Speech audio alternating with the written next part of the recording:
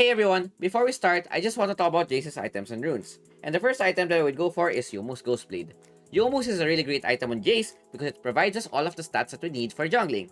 It has damage to make our clears faster, ability haste for stronger poke, armor penetration for stronger bursts, and move speed to make our ganks more efficient. Another alternative for this item would be the Serpent's Fang. I would only get this item if they have a lot of shield in their team and you need a shield breaker type of item. Usually, you would get this if you're against Karma, Janna, Shen, Set, and those types of champion. Then the next item that I would go for is Black Cleaver, another great item onto Jayce. This allows us to become a bit more tanky as well as giving us more burst, ability haste, and even armor shred to allow us to burst our targets even faster. Next item I would go for is Ionian Stasis, Ionian Boots to make our cooldown even higher, allowing us to have more poke during team fights. Stasis is a really great item on Jayce because this allows you to do an initial burst, then place a Zhonya so that you wouldn't get bursted down by the opponents. For example, you poke the opponent, go in with your hammer form, and immediately Zhonya to negate any possible damage. Then the next item that I would go for is Religious Grudge. This is a really important item on Jayce because not only does this give damage, it also gives ability haste as well as a slow, making your pokes even more efficient and your bursts even stronger. Last two items is a flex, but I would go for the Guardian Angel. At this point of the game, having a second life is really important and allows you to possibly clutch some situations. Last item, I would go for a Death's Dance. Just in case you're able to burst a target, you would get your HP back, makes you a bit more tankier, gives you ability haste, making your cooldown a lot higher, allowing you to poke even more. So going to the runes, the first rune that I would go for is Electrocute. This is very situational. If you're against a lot of squishy targets, Electrocute is the best rune, allows you to burst them down quickly. But if they have a lot of tanky targets, another rune that I could suggest is Conqueror because this provides a lot more damage when it goes to the long-term fights. Then the next rune that I would go for is Gathering Storm. Gathering Storm allows your poke to become efficient throughout the game.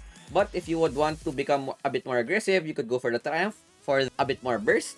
Or you could go for the Giant Slayer if they have a lot of high HP targets. But generally, I would go for the Gathering Storm because this allows my poke to become relevant throughout the game.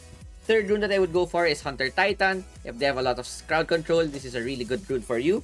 But if they don't have much CC, another alternative would be Nullifying Orb. This allows you to survive bursts against assassins that would want to one-shot you. Then the last rune that I would go for is Mana Flow Band. This allows you to have a lot more mana during team fights so that when you poke the opponents, you wouldn't run out of mana as quickly. Since we're not building any mana items like Manamune, this is a great alternative. But if you could conserve your mana properly, another alternative would be Hunter Genius, increasing your CDR, allowing you to have even more pokes. Last alternative for this would be Pathfinder. If you would want your roams to become more efficient, this is another great rune. But overall, I would go for the Mana Flow Band. That is it for Jayce's items and runes, and I will see you guys in game.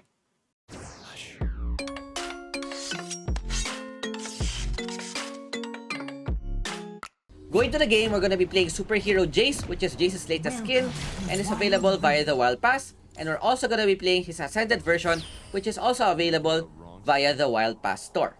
In this matchup, we're currently up against Gragas, and in a Jayce vs Gragas matchup, this is pretty much advantageous towards the Jayce in the early stage of the game because of his potential burst. But once it gets to the mid to the late game, it would most probably favor the Gragas because of his teamfight potential. But Jayce's advantage in this matchup is that he has stronger poke overall. So what we want to do is make use of our strong early game and try to snowball the game from there.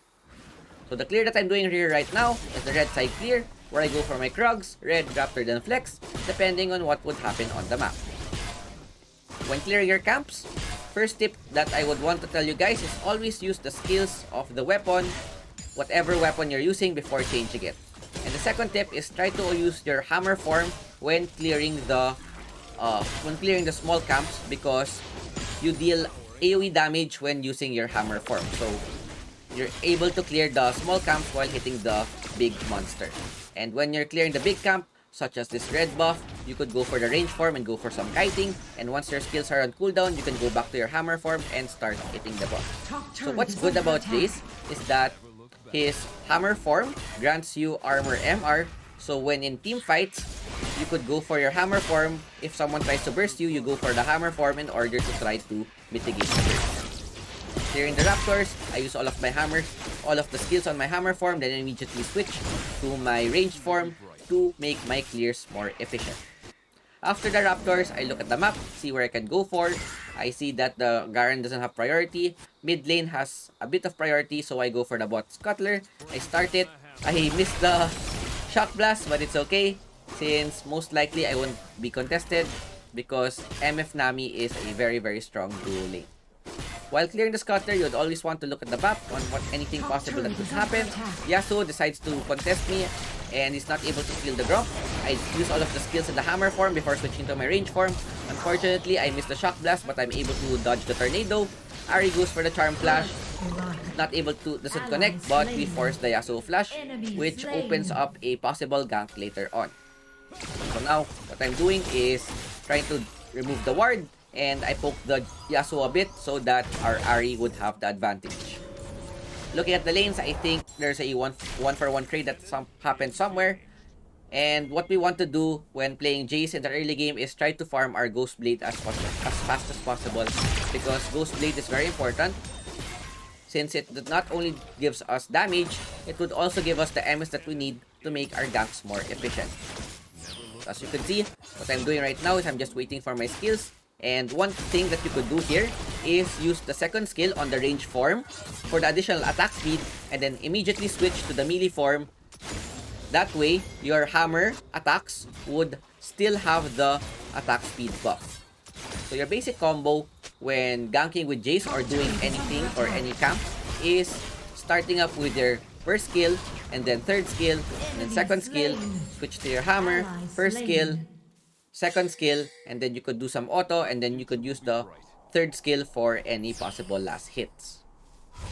That way, you're gonna be able to use your skills efficiently and deal massive amounts of damage. With that, I don't see any potential ganks, so I go home and buy my items. Since my bot camps are spawning, I go for my raptors.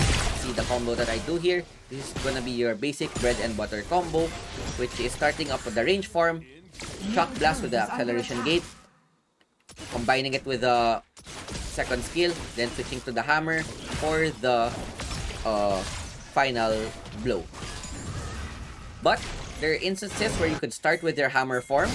Before that, I see that Gragas is ganking bot, so I immediately go for the bot side as well. We poke the Gragas a bit, start out with the range form, then go to my melee form. Ahri hits a charm to Jhin, so I switch targets, but the Gragas is able to live with 1 HP. We take him down. Jhin is very low as well, and we also take him down. So we always want to focus on either ganks or counter ganks rather than farm your own jungle. I miss my Shock Blast, but here, I wait for the Nami to get the tower aggro before going for the Karma, and that way, we're able to clean the Karma easily and get a good advantage and a massive early game lead. So very good, well played overall. Even though our MF went down, we're able to get a good trade. And with the objective spawning in 10 seconds, I go bot side as well. With the Ghost Blade, this allows my damage to become really strong, combining it with the Electrocute, which allows me to almost one-shot squishy targets. So as I said earlier, the only time you'd want to go with your hammer form first if you're not confident that you'll be able to hit someone with the Shock Blast. But here, I see that the duo bot is overextended. I go for the Karma since Jhin would most probably go down. Last hit with the third skill, switch back to my ranged form, and we easily get a good double kill as well as a free dragon. So what the opponent does is that since they're behind early, they go for the Rift Herald instead, which is very understandable. But overall, I think we're able to win the trade because we're able to get both the kill and possibly dragon. The opponent suddenly comes to the dragon, which is not good. I'm forced to move back. Gwen goes for the exhaust, so I have to play a bit safe. Bubble doesn't hit because of the Gwen second skill. And I thought I would be able to get dragon, but the opponents were able to come on time. Our Garen decided to just push up. I tried to go for an assassinate. We take down the Yasuo bot with Jin's exhaust as well as his Karma Smoke. We went down. We gave a shutdown, which is not good. And we lost the team fight as well. So very unfortunate that Our Garen is just AFK farming the top side with his Hullbreaker. At least he's able to get the first tower, which is not the worst case scenario. So at this stage of the game, I think things are pretty much even. They're able to get a dragon. They're also gonna be able to take down our tower. So I try my best to defend the tower with my first skill. What I do here is I use my first skill to clear the creeps. Second skill, then immediately switch to my hammer form, get the 3 hits. Third skill to bring the Jin first even further. Switch back to my range form, get a great shock blast onto the Gragas. Switch back again to my hammer form since the skills are off cooldown, and we get a clean kill. We get a clean triple kill in exchange for our tower. So not only do we get a triple kill, we would also get a tower in exchange, and this allows us to get a huge lead, and we get back into the game easily. Once we get the tower, Garen is able to solo kill the Gwen. Ahri is able to take down the mid tower as well, so this gives us huge tempo throughout the game. So what I want to do here right now is clear my camps, because as you could see, all of my camps are up. And while I'm clearing the camps, I'm always looking at the map for any possible fights. Jin breaks our mid tower, so I wouldn't be able to defend it, and I just go back to clear my camps. So you'd always want to clear your camps before doing anything else in the map, unless there's a fight like this top side wherein they're trying to take down our Garen. I see that there's gonna be a fight. Gwen is at the bot side, so this would be a 4v4, and this would be a possible win. So I kite them a bit. Use my hypercharge, switch to my hammer form, look for someone to burst with the electrocute. We take down the Yasuo. I have my shock blast again. Get Gragas very low. Ahri gets a charm with Jin. Switch back to my hammer form again. Then switch to my range form for the poke. Shock blast up plus the gate. Put Karma very low. 1/4 HP. I think about diving, but Gwen is still alive and she's missing in the map. I play it a bit safe and just go back since we're able to get small wins as well as the tower. So what Gwen is doing is farming up in the bot side, and this might be a bit scary because Gwen is very strong into the late game. So we need to focus her down once it comes to the team fights. On my way. What I'm doing right now is clearing the blue buff, and since Ahri did a great job, I tried to give her the blue. Unfortunately, the red was able to last it. It's okay. Blue buff is really good on Jayce as well, since we don't have any mana items. The only thing that we're using is the mana skill band. So blue buff would allow us to have faster cooldowns as well as spam our abilities faster. I mean, a lot more. What's happening here right now is, since Garen is playing with a Hullbreaker, he's just split pushing all game. Nothing that we could do. Ahri gets a great charm. We immediately take down the Karma, and at this stage of the game, I have my Ghost Blade plus Cleaver. This would allow me to one-shot any targets that my team is able to crowd control. I see them starting the Rift Herald. I try to take down their jungler, which is the Gragas. Great Nami ulti. They take down the Herald, but we're able to get the kills. Jayce is using his Jin is using his ultimate. Ahri with the chase down. Gwen shows up, so I play it a bit safe. I try to kite a bit. At this point, Jayce is not yet that tanky, so it's very hard for me to go in. So what I'm doing is I'm waiting for someone to go in before I go in. So as soon as they use all of their skills onto the Gwen, I'm able to burst her down. And here, I clear the Scuttle Crab before going back. And at this point, I think this is Jayce's strongest power spike, when you're able to complete the Ghost Blade, Black Cleaver, and the Serial Just Grudge. Alternative for the Grudge would be the Mortal Reminder, and it's something that I would only get if they have a lot of lifesteal in their kit. I go for the Grudge because generally Grudge is better, because this gives slow on your poke as well as ability haste, which Jayce needs. As you can see, he has a lot of abilities, and with a lot of ability haste, you would be able to spam them even more. So another fight comes out, I look for their support, immediately burst them down, I get exhausted, kite them a bit with my ranged form, and as soon as my skills are on cooldown, I switch to my melee form, get the gen really low. Unfortunately, we just missed the last hit, and we lose the fight. We give a 1.2k shutdown onto the Jin, which is not the best scenario because we give them a kill.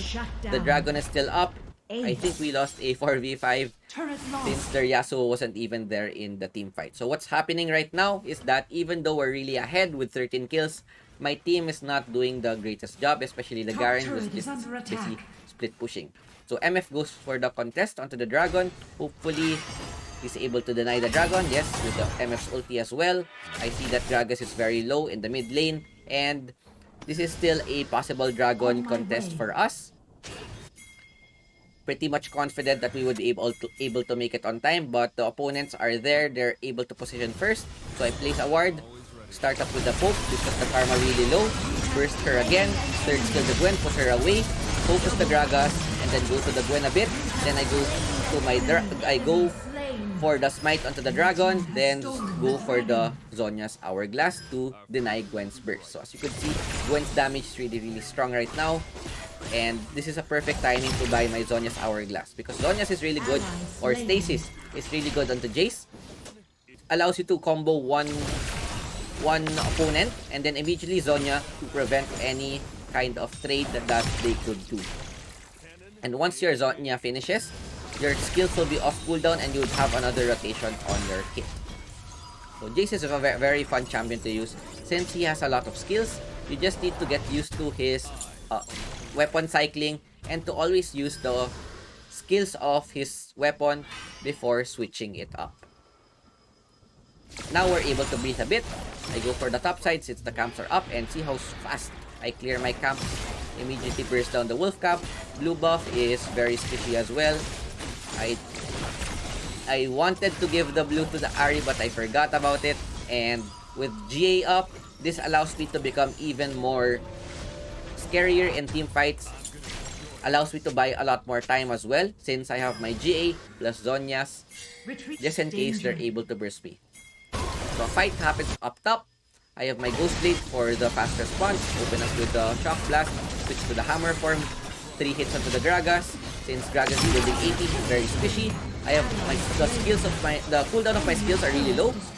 We switch again to our Hammer form. 3 seconds of cooldown on the Hammer form, and this is how strong Jayce is.